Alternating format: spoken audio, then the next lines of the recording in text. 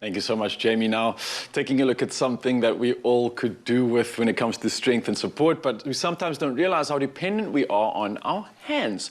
Now, we use them to do everything from tying our shoe, opening jars, texting, and writing, to name just a few. But when pain occurs, especially in the wrist and the thumb, it can interfere with our day-to-day activities and even impact a person's quality of life. But now we've got a physiotherapist in the building. He's the physiotherapist for Western Province Rugby. He goes by the name of Wayne Hector, and he's joining us this morning to share his tips on how to prevent and treat wrist and thumb injuries. Wayne, good morning. How are you doing? Thank you very much. Thanks for having me. This is the second session where you're going to be educating us, and I can't be grateful enough. I think your specialty and expertise when it comes to strapping those rugby players definitely gives you some experience, to say the least, in this department. But look, I mean, at some point or another, whether we're an athlete or not, I think everybody has, in one way or other, injured a finger, a hand, or something of that sort. What are some of the causes for this even happening, man? Look, you know, obviously, from a rugby perspective, trauma is a big thing. Yeah. You know, if a guy misses a ball or his thumb gets caught in a jersey, or, you know, when they're carrying the ball and they fall or go to ground and they, you know, might sprain their thumb or their wrist. So it's a pretty common thing. And, you know, we try and support them as best we can to prevent these injuries where we can. But it happens almost every week. Yeah, look, and injuries are something that I think nobody actually wants, and we're always trying to avoid it. But maybe you have an idea in terms of an approach that many of us could take. And I think for especially a lot of people that are even just training at home or starting activities at home for the first time, what sort of approach could they have before taking part in physical activity and strenuous activity, to say the least? Well, how they can protect themselves a bit better? Yeah, I think that, you know, it depends on the sport that you're going to do. Again, speaking from a rugby perspective, there's a lot of physical contact. There's a lot that can go wrong. So many guys tend to strap their wrists or their thumbs just for a bit of added support. And if they do end up in a compromised position on the field, hopefully they won't do too much damage.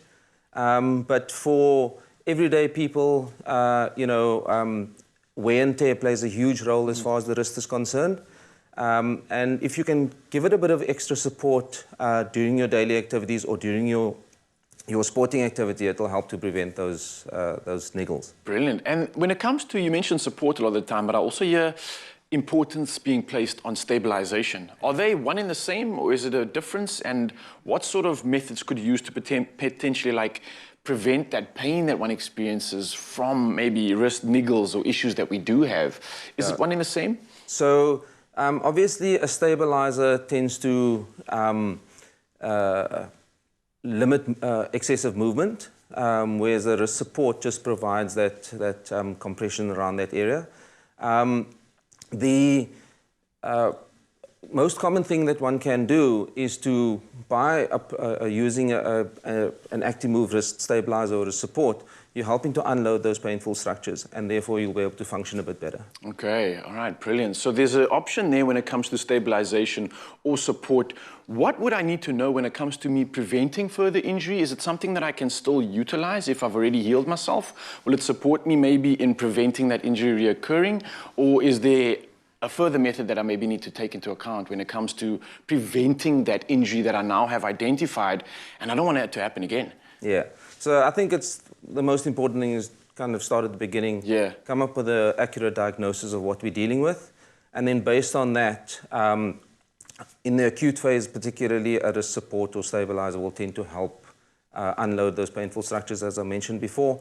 And then once you get back to your sport, sometimes a brace might be a little bit too cumbersome for your particular sport, and then taping or strapping will tend to help quite a lot. But I think we're doing that at a later segment at some stage. Yeah, I think we definitely are going to be looking forward to that. But look, man, I think for a lot of these products right now, it's awesome to see the convenience of it. I mean, being an athlete, being someone that moves, it's nice to know that you have these convenient package solutions to help support and to help stabilize. And with your expertise as well on top of that, I think we can't go wrong, man. I can't thank you enough, Wayne, for being here this morning. It's been an absolute pleasure. I'm always keen to get educated by you. And of course, looking at all of the other products that we have here when it comes to the neoprene designs, when it comes to breathability, I think this is perfect for being utilized on the field. Have you seen some of your players adopting this as well? They have, and they find it very comfortable. You know, ACTIMOVE's got something called CoolMax technology, which really helps to keep the area cool while you're using it. One of the biggest complaints is that braces tend to be made from neoprene so they're hot and sweaty. And, Yeah, and sometimes even fall off or slip correct. out as you're playing. Correct. These products are all neoprene-free, and the players find them very comfortable when they use them. Oh, well, if the physio from Western Province says that they're good, then that's definitely a stamp when it comes to credibility. Wayne, thank you so much again for educating us. Until we head off to that next session where you'll be educating us on strapping, we'll be seeing you in a little bit. But now you too can know exactly what to do and to look out for to give your hands a hand and keeping them in good shape. Now it's the time of the week where you've all been waiting for. ACTIMOVE are giving you the chance to win a hamper to the value of 520 rand. And now you have to do the following. Visit their Facebook page. It's a competition post. Like it and comment by telling them why would you benefit from the ACTIMOVE wrist support. And now remember to tag someone that might need it too, along with the hashtag Summer Bodies Are Active Bodies. Now this week's competition closes at 9 a.m. on Friday, the 29th of October, and the T's and C's apply and can be found on their website.